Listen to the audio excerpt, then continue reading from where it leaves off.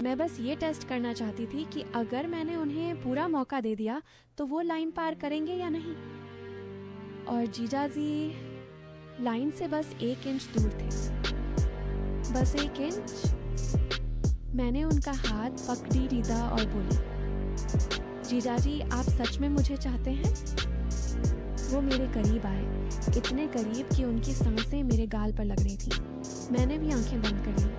लगा कि अब जो होगा हो जाएगा। जब मैं दुपट्टा ठीक करती हूँ तो नज़रें अपने आप मेरी कमर पर टिक जाती हैं। मैं ज़्यादा कुछ नहीं बोलती, बस आंखों ही आंखों में बात कर लेती हूँ। गाँव की हूँ पर थोड़ी शहरी भी हो गई हूँ। दीदी की शादी को 4 साल हो गए और मैं दीदी के घर आते जाते रहती हूँ।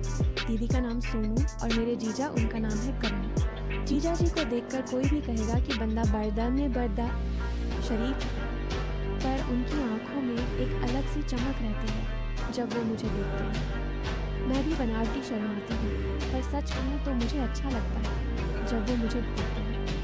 अब आप सोच रहे होंगे कि रेखा तो शुरू से ही बढ़ती लिखती तेज है, तो बात पिछले हफ्ते की है। दीदी को उनके मायके जाना था।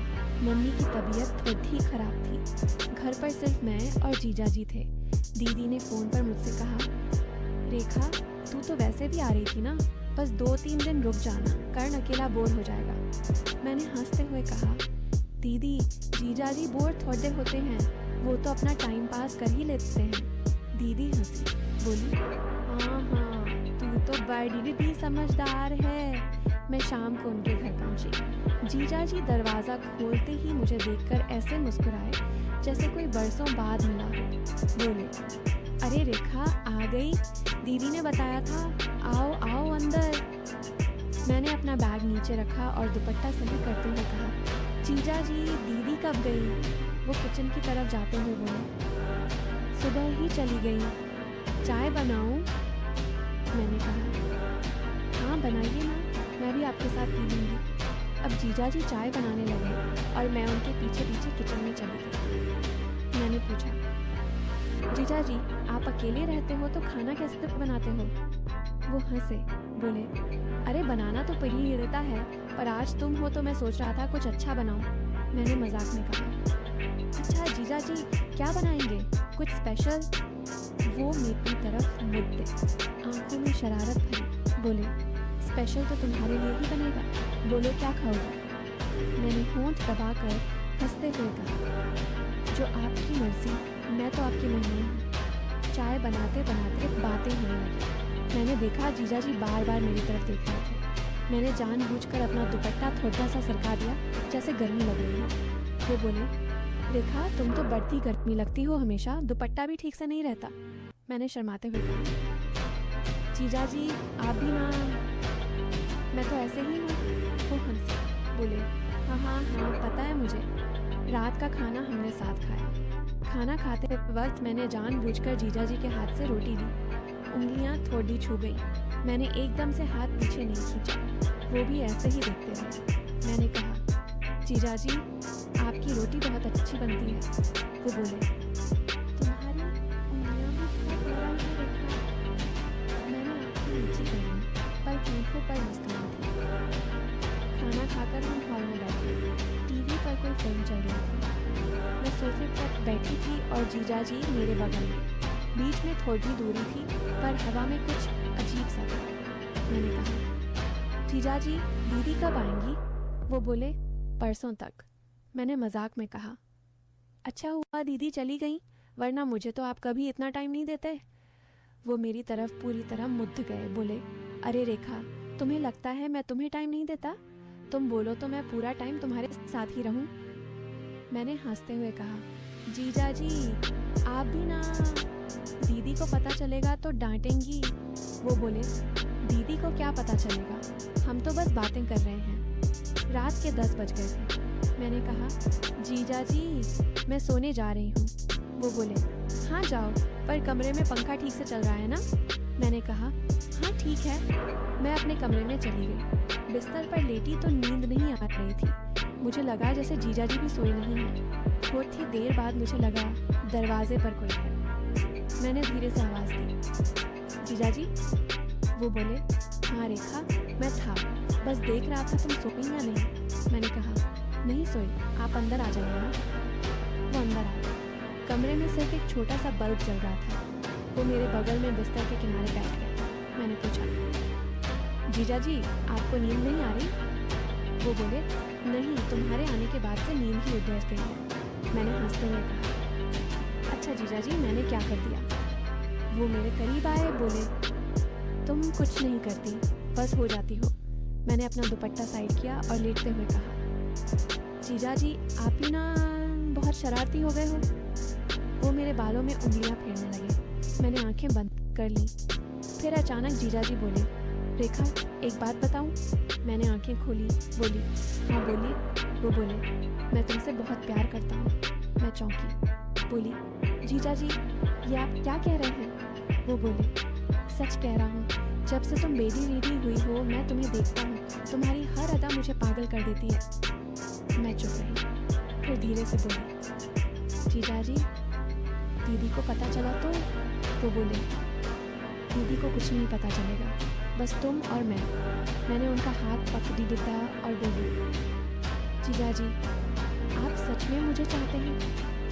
वो मेरे करीब आए, इतने करीब कि उनकी सांसें मेरे गाल पर लग रही थी। मैंने भी आंखें बंद कर ली। लगा कि अब जो होगा हो जाएगा। पर ठीक उसी वक्त जीजा जी का फ़ोन बजा। दीदी का कॉल था। वो एकदम से उठे और फ़ोन उठाने बाहर चले गए। जब वो वापस आए तो उनका चेहरा बदल गया था। बोले, देखा दीदी कल सुबह ही वापस आ रही हैं, मम्मी ठीक हो गई हैं। मैं चुपचाप उठी और बोली, अच्छा जीजा जी मैं भी सो जाती हूँ। वो कुछ कहते इससे पहले मैंने दरवाज़ा बंद कर दिया। अगली सुबह दीदी आ गई। सब पहले जैसा हो गया और मेरे और जीजा जी के बीच अब कुछ अलग था। नजरें मिलती तो दोनों शर्मा जाते। दीदी कुछ समझ नहीं पाई। फिर एक दिन दीदी ने मुझसे कहा, रेखा तू तो जीजा जी को बहुत पसंद आती है, वो तारीफ करते नहीं थकते। मैंने हंसकर टाल दिया, पर मुझे पता था कि जीजा जी की तारीफ सिर्फ तारीफ नहीं थी। आज भी जब मैं दीदी के घर जाती हूँ तो जीजा जी मुझे वही नज़रों से देखते हैं। कभी कभी मौका मिलता है तो मेरे कान में फुसफुसाते हैं, रेखा वो रात याद है ना? मैं सिर्फ मुस्कुरा देती हूँ, क्योंकि सच तो ये है कि उस रात कुछ हुआ नहीं था। बस दिल की धड़कनें बरस गई थी और कभी कभी यही बढ़ी हुई धड़कनें ही सबसे बड़ा गुनाह होती है। तो भाई कहानी यही खत्म नहीं होती। अब आप बताओ क्या लगता है अगली बार जब दीदी कहीं जाएंगी तो क्या होगा? मैं तो बस इतना कहूँगी कि प्यार और चाहत की लकीरें बहुत पतली होती हैं, कभी पार हो जाती हैं कभी नहीं होती, क्योंकि मैं सिर्फ जीजा जी की साली हूँ और वो मेरे जीजा जी। बस इतना ही। पर आप फिर भी सोचते रहोगे ना? हंसती ना मैंने? अच्छा लगा ना? हेलो, फिर से रेखा बोल रही हूँ। तुम सब सोच रहे होगे कि कहानी खत्म हो गई, बस थोड़ी सी आग सुलगती रह गई जो कभी भड़केगी कभी नहीं। पर सच तो ये है, वो रात जो मैंने तब बताई थी ना, वो पूरी बात नहीं थी। अब जो बताने जा रही हूँ वो सुनकर तुम्हारे पैरों तले ज़मीन खिसक जाएगी। दरअसल उस रात जब जीजा जी मेरे कमरे में आए थे और फ़ोन की घंटी बजती थी, वो दीदी का फ़ोन नहीं था। वो फ़ोन मेरे अपने फ़ोन की रिंगटोन थी। मैंने खुद बजाई थी। हाँ, तुमने बिल्कुल सही सुना। मैंने पहले से ही अपना फ़ोन अलार्म पर सेट कर रखा था। रात ठीक 12:17 पर एक खास रिंगटोन बजेगी जो दीदी की तरह लगी। मैंने जीजा जी को पहले ही बता रखा था कि दीदी रात को चेक करने के लिए कॉल करती हैं। जब जीजा जी मेरे इतने करीब आए, उनकी सांसें मेरे होंठों को छूने वाली थी, तभी वो रिंग बजी। जीजा जी घबराकर उठे और बाहर चले गए। पर बाहर जाकर उन्होंने जिस नंबर पर कॉल बैक किया, वो नंबर दीदी का नहीं था, वो मेरा दूसरा नंबर था। मैंने दूसरे फ़ोन से खुद ही रिसीव किया और दीदी बनकर बोली, करण मम्मी ठीक हो गई हैं, मैं कल सुबह आ रही हूँ। जीजा जी लाइन पर कुछ देर चुप रहे, फिर बोले, ठीक है सोनू सो जा। फिर वो वापस कमरे में आए और मुझे वही बात बोले जो मैंने उन्हें सिखाई थी। तुम पूछोगे मैंने ऐसा क्यों किया? क्योंकि मुझे पता था कि जीजा जी मुझसे प्यार करते हैं, पर दीदी से भी उतना ही प्यार करते हैं। मैं बस ये टेस्ट करना चाहती थी कि अगर मैंने उन्हें पूरा मौका दे दिया तो वो लाइन पार करेंगे या नहीं। और वादियों से यार और जीजा जी लाइन से बस 1 इंच दूर थे, 1 इंच। अगर उस रात फ़ोन न बजता तो शायद आज मैं तुम्हें ये कहानी सुना ही नहीं होती, या फिर बिल्कुल अलग कहानी सुना रही होती। पर मैंने फ़ोन बजने दिया क्योंकि मैं साली हूँ, पर दीदी की छोटी बहन भी हूँ, और कुछ रिश्ते बस आग के इतने करीब पहुँचकर भी जलने नहीं चाहिए। उस दिन के बाद जीजाजी मुझे आज भी वही नज़रों से देखते हैं, पर अब उनकी आंखों में एक डर भी और मेरी मुस्कान में एक राज। क्योंकि सच तो ये है, उस रात जीजाजी हारे नहीं थे, जीते भी नहीं थे, बस मैंने उन्हें बचा लिया था, खुद से और दीदी से। तो अब बताओ, हीरो कौन था उस रात, जीजाजी या मैं? अब सोचो ज़रा, अगली बार जब मैं दीदी के घर जाऊंगी तो फ़ोन बजाऊंगी या नहीं? मुस्कुराई ना, अब ये राज सिर्फ तुम्हारे और मेरे बीच है। किसी को बताना मत। हाँ, अब तुम लोग तो पूरी तरह हिल चुके हो ना? मुंह बंद ही नहीं हो रहा होगा अभी तक। तो सुनो, अगर ये ट्विस्ट तुम्हें सच में पसंद आया, अगर तुम्हारी धड़कनें अभी भी तेज चल रही हैं, अगर तुम चाहते हो कि रेखा आगे भी ऐसे ऐसे राज खोलती रहे, ऐसे ऐसे ट्विस्ट लाती रहे, तो भाई बहन अभी के अभी नीचे लाल वाला सब्सक्राइब बटन दबा दो, घंटी भी बजा दो, लाइक मार दो और शेयर कर दो अपने सारे थरकी भोले दोस्तों को, क्योंकि अगली कहानी में पता नहीं किसकी पोल खुल जाए, शायद तुम्हारी ही खुल जाए। चलो जल्दी करो, सब्सक्राइब कर दिया ना? अब मुस्कुराओ और कमेंट में लिखो।